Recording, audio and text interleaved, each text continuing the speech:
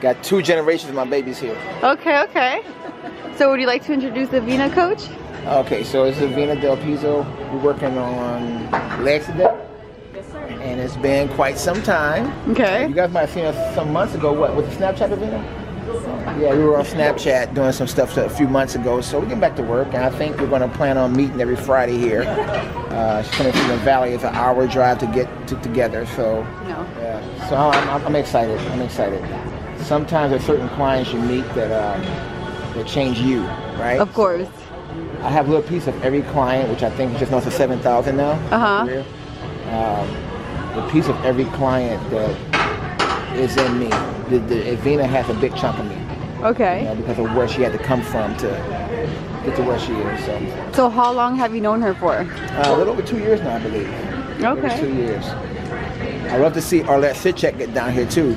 Hey, Arlette. Hey Arlette, wherever you are making your chicken. I'd love to see you come down sometime with Evina, get a workout in. Okay. Something probably going to do. Have you been more static or more explosive? More static. Slow squat, right? No plyos, no. Okay. Yep.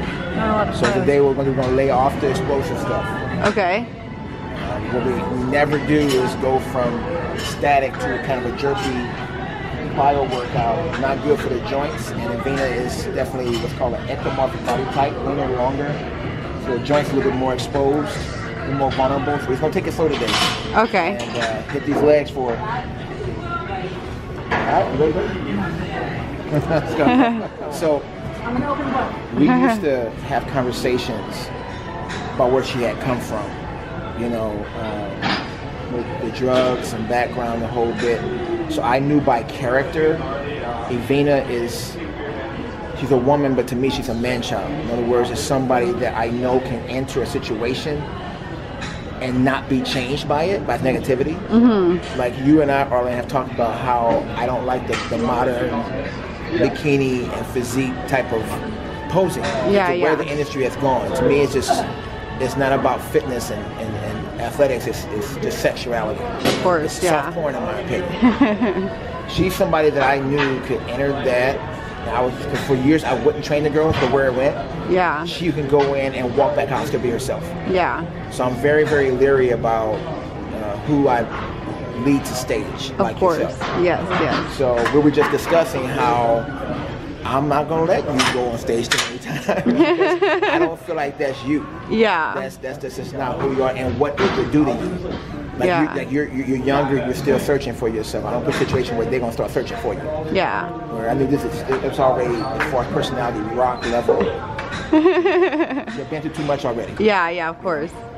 You know, woman to woman, going into an industry that's hypersexualized is not necessarily a bad thing if you know who you are. Yeah. But if you go into it and letting it define you, that's where you fall short of it. Yeah.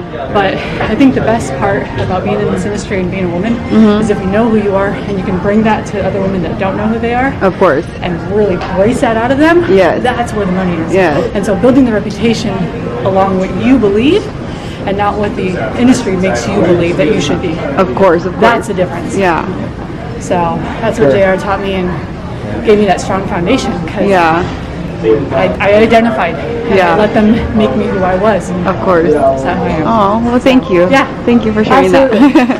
Still got the pop, right? The pop? Yeah.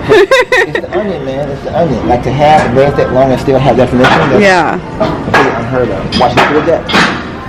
Look at the depth right there. Oh, wow. I'm more when you have. You're not an ectomorph. You're more of a meso, like a hybrid, right? So the idea is that I can let her go to that depth. The body has grown used to that, right? Okay. But I wouldn't let you go that deep. Yeah. The hip setting is a little bit different. Okay. Yeah, exactly. So she has the IC range to let her go into a stabilization at the bottom of the movement. But there are some girls who are more meso, more endo. Watching them down there. They don't have to hit the knee relationship to come back up safely. Yeah. So there becomes more anterior pressure on the patella. Mm-hmm. That's where a lot of people get injured. So certain bodies can do certain things. That's why you look at this. a video about how to squat, it can't be just one way to squat. Everybody's body is a little bit different. And another thing that they taught me was that, you know, if I load up on my weights a lot heavier, do not go as deep. Okay. Like he was talking about the patella front load, even below at knees, but everybody's very different. And like you said, body types are significantly different. I know for me, and JR knows that when I load too much, my lower back starts to hurt. Oh, really? Yeah. This is the thing about, like if you look at a building, building strength is based on the width and depth of the foundation, correct? The ectomorph is a longer standing tower, so it can be analogous, which is a taller building. What's the base on it, right? Yeah. So that's where safety is exposed. The hips is the base. If the martial arts don't have that pelvic setting, then everything falls into danger. It's just inferior to it. Okay. Knees, femurs, so on and so forth. It's really kind of paradoxical because basically I told her when we were first met, why am I walking around like a 140, 135, something? You wanted me walking around 140. So, because it's like I've trained boxers for years, wrestlers, jockeys, all of that is weight defiant, right? Okay. It's defining. So that's something with modeling. You have to enter at a certain weight on stage to look right. I just believe she can carry so much more. So what JR is not telling you is that I would get hungry during our workouts, and then he would tell me, well, you need to gain weight anyways, so eat a sandwich during lunges. During the workout. During a workout. Like during the workout. In fact, I said, there's so many things. Coach, how come you don't make me do Look that? at you. Different body type. You want to know what I ate not fair. before I came here? 2 cups of oatmeal with blueberries and raspberries. 2 cups? I have trouble with 1 cup. Wow. I even ate, don't get mad at me, but I ate Del Taco last night because I'm like, I need all the glycogen in my muscles because I know what's going to happen today. I already know. Coach, do you have anything to say? No, I'm just saying, look, she wants to still compete. And so to me, I want my girls always safe. It's not just about the look on the stage. I mean, what about her endocrine system, her immune system, all of that, and hint reproductive system. So, I mean, the thing is like if she can walk around, let's say 10 pounds heavier, when she drops, so many interior things are already safe. They're balanced. The drop won't affect the body so much that the foundation. Everything 15 a day. It's nice and smooth. We can do breakdowns next week. I just want to see where you are conditioning wise. That's such a great split. Look at the hips. So missed. Separation when she goes down. I always tell you, you can press but not tuck. Okay. See the difference? Yeah. Press, not tuck. Yeah. So she's pushing forward, but it's not that hard to tuck. Yeah. And that she said put strain on the lower back when you get. I see girls squeezing the butt so hard all the time, and it's not really necessary. The contraction really have to come out of the bottom. Eyes up. What are 3 things that you like from JR? That you appreciate from him? He's patient. Okay, definitely. Because I'm not one. Somebody has to be patient with me. Yeah. Because nobody is willing to work with me because I take a while to learn. Then, there's not worth it. But he's patient. He's knowledgeable. Oh, I love that. And that's a big thing. Definitely. This industry is so saturated with people who just want to be coached to coach because they did one show. Yeah. But JR has been in the field for so long that during our workouts in the beginning to make me a better trainer has helped me to know what muscle groups I'm working out, both passive and primary. Teaches me everything about food and not complex stuff. It's all very easy that I have seen changes with. And the third thing I like about him is that he's gonna make you work. Oh, definitely. Like, I say that all the time. And he won't do it aggressively. He won't. He does it in a sense of like pushing you to that limit. And what I love is that these little nuggets of truth, right? Where, I wanted to stop at a leg press one time because it was too hard, and he looked at me and he's like, yeah, but this is a separation between Michael Jordan and the average people. I love that. In between. And it made me put in perspective, like, I'm not working half as hard as I should be to be a Definitely. athlete. So Yeah. that's what I love about him. Oh, thank you. There's nothing minor about the bike. No. Right. And like the auxiliary stuff, like working on your, you know, your IT band, your performance, your glute med and glute max, and all those like those little small groups. Like just okay, let's do some duck walks. Even though you may think it's small and nothing, they're gonna make your squat 20 times better and 40 times Brick in stronger. the building.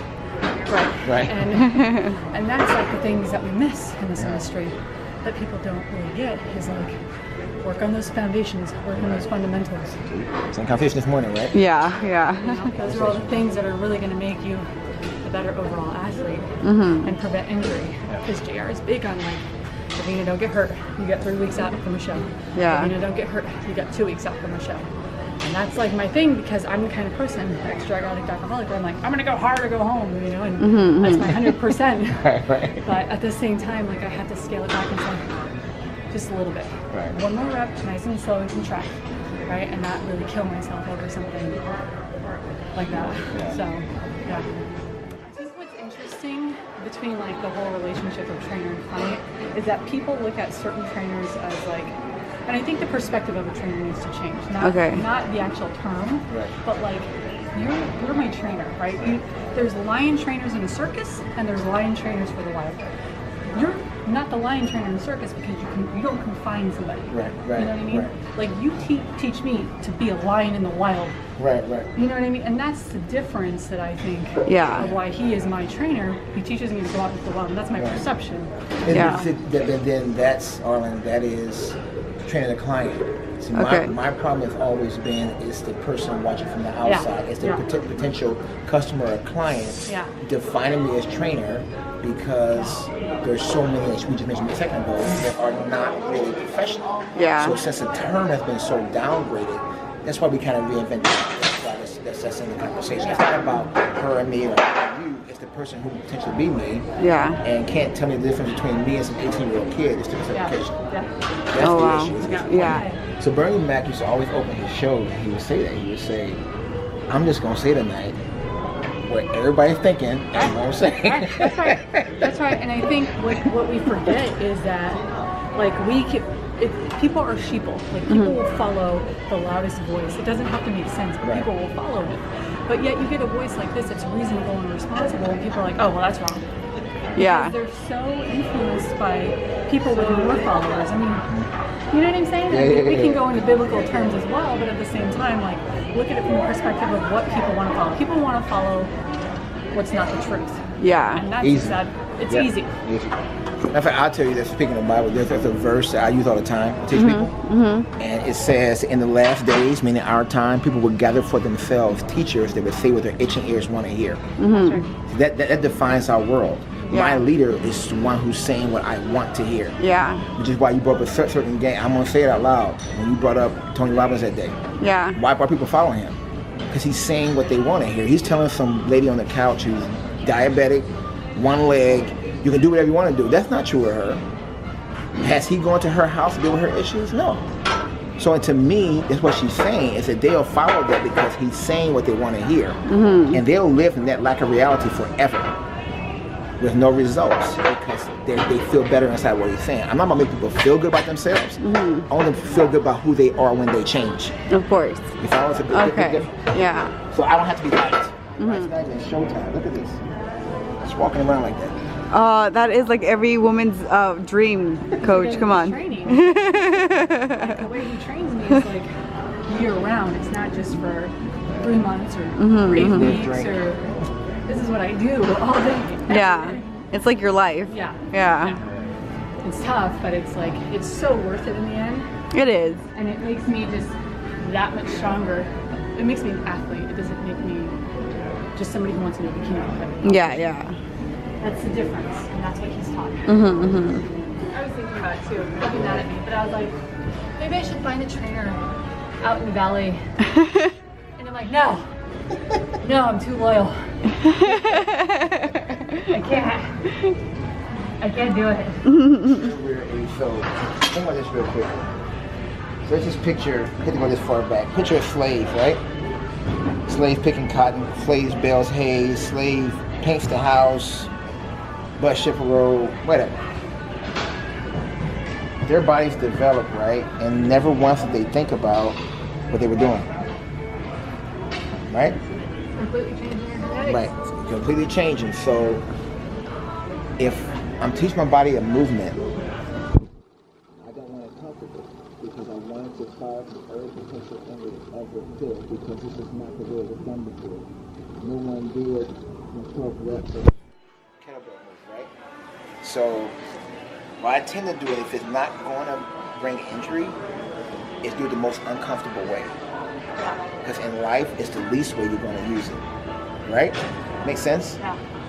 So we've talked the other day about that. You go back to some of the old statues in Europe and different places, and no weight room, no squat rack. How did that happen? And they were symmetrical, and they were balanced, and it was.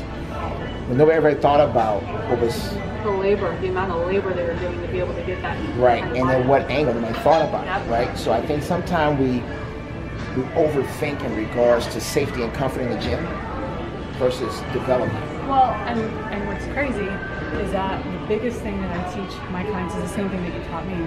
Like genetically, we're human beings. We're not apt to be sedentary. We're not supposed to be not in movement and not express our full range of motion in every move that we make. And so why is it that nowadays you get, and I remember you telling me this, Evina, think about why are there so many diseases? What's changed? And I'm like, movement. Right. Everything That's is it. sedentary. I cannot believe you. You're still, I mean, you're walking around like this and you're off stage. Yeah. Good girl. And honestly, I'm about 3 to 4 days a week Yeah. working out. I'm not like killing it Yeah. like when I was with you, like every single day Right. working out. I'm like 3 to 4 days, Right. maybe that 4th day is stretching. But the foundation's good. Yeah. And I know where to take my body. Because you've taken me to complete skills. And so again, going back to the Michael Jordan average people statement, it's like that's the difference between somebody who is professional and somebody who just wants